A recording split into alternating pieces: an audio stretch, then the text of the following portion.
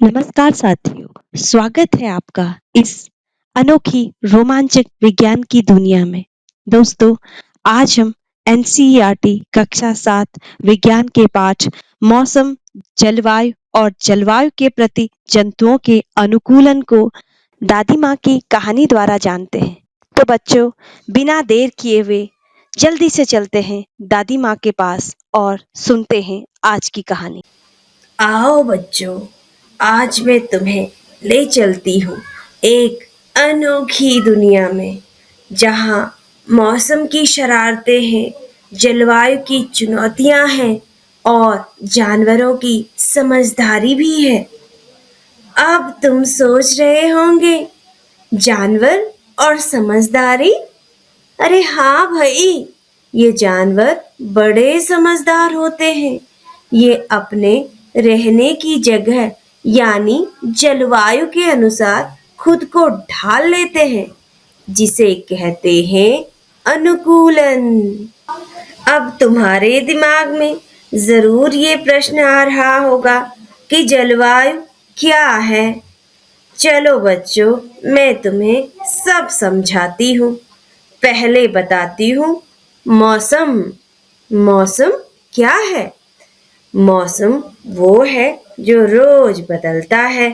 कभी धूप, कभी बारिश, कभी ठंड। जैसे आज सुबह धूप थी, दोपहर में बादल आ गए। अर्थात हर रोज जो बदले वो मौसम। और जब एक जगह पर सालों तक एक सा मौसम का ढंग बना रहता है, तो उसे कहते हैं जलवायु। जैसे राजस्थान में गर्म और सूखा मौसम रहता है, तो वहां की जलवायु गर्म और शुष्क कहलाएगी। अब समझे बच्चों मौसम और जलवायु?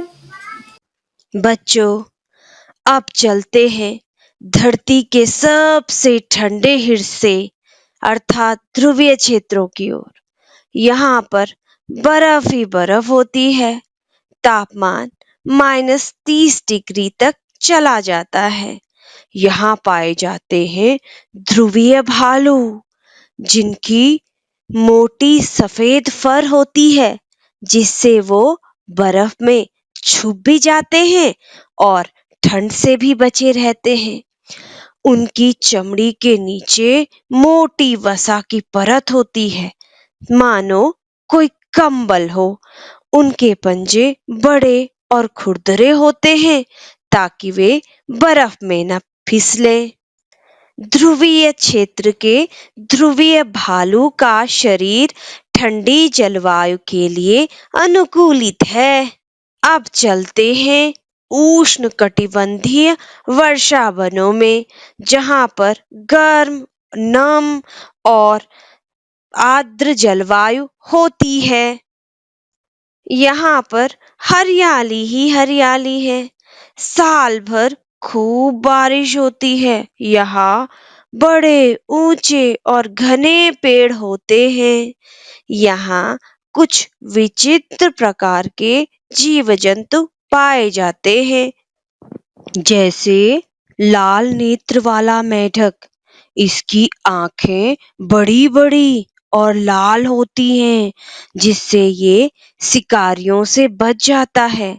इसकी उंगलियां चिपचिपी होती हैं, जिससे ये पत्तियों पर चिपका रहता है। और फिर बात करते हैं न्यू वर्ल्ड मंकी की। इसकी पूंछ लंबी होती है, जो पकड़ने में मदद करती है। ये ऊंचे पेड़ों पर कूदते फांदते हैं। और यहाँ पर पाया जाता है टूकन पक्षी। लंबी और हल्की चोंच वाला ये पक्षी ऊंचे ऊंचे पेड़ों पर लगे फलों को आसानी से खा सकता है। और यहीं पाया जाता है लायन टेल्ड मंकी। दक्षिण भारत के जंगलों में रहने वाला ये बंदर शेर जैसी पूंछ वाला होता है और ऊंचे पेड़ों में झुंड में रहता है। और अब बात करते हैं भारतीय हाथी की। इसके कान बड़े बड़े होते हैं। इसके बड़े कान शरीर की गर्मी बाहर निकालते हैं। यह लंबी सूंड से पानी पीता है, खाना पकड़ता है और नहाता भी है। तो फिर समझे बच्चों, हर जीव अपनी जलवायु के प्रति अनुकूलित है ना। अब जल में रहने वाले जंतुओं का अनुकूलन भी समझ लेते हैं। बच्चों, जरा चले पानी में। पानी में मछलियां होती हैं। इनका शरीर पतला और धारा रेखीय होता है ताकि ये आसानी से तैर सकें। इनके शरीर में गिल्स होते हैं। गिल्स से ये सांस लेते हैं और इनके फिन यानी पंख इन्हें तैरने में मदद करते हैं। और पानी में कुछ मगरमच्छ और कछुए भी होते हैं। ये दोनों जल और थल दोनों में जा सकते हैं। इनका शरीर मजबूत और तैरने लायक होता है ताकि ये पानी में भी रह सकें और जमीन पर भी। देखा, कितना मजेदार है अनुकूलन। अब बच्चों, बात करते हैं कुछ पक्षियों की। कुछ पक्षी ऐसे होते हैं जो सर्दी या गर्मी से बचने के लिए एक जगह से दूसरी जगह चले जाते हैं। इन्हें कहते हैं प्रवासी पक्षी। जैसे साइबेरियन क्रेन। ये साइबेरिया में जब बर्फ जम जाती है तब हजारों किलोमीटर उड़कर भारत के गर्म क्षेत्रों में आ जाते हैं। तो बच्चों, एक बार फिर चलते हैं ध्रुवीय क्षेत्रों की ओर।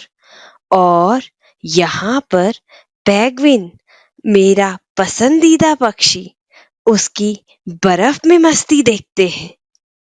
बच्चों, पेंगुइन ध्रुवीय क्षेत्रों में रहते हैं। इनके पास घने पंख होते हैं जो इन्हें ठंड से बचाते हैं। ये झुंड में रहते हैं ताकि एक दूसरे को गर्मी दे सकें। इनके पांव चौड़े होते हैं जिससे ये बर्फ में फिसलते नहीं। तो देखा बच्चों आपने, बर्फ में रहने वाले जंतुओं का अनुकूलन बिल्कुल अलग है, जबकि वर्षा में रहने वाले जानवरों का अनुकूलन पूर्ण तरह अलग। और पर्वतीय क्षेत्र के जंतुओं का अनुकूलन बिल्कुल अलग।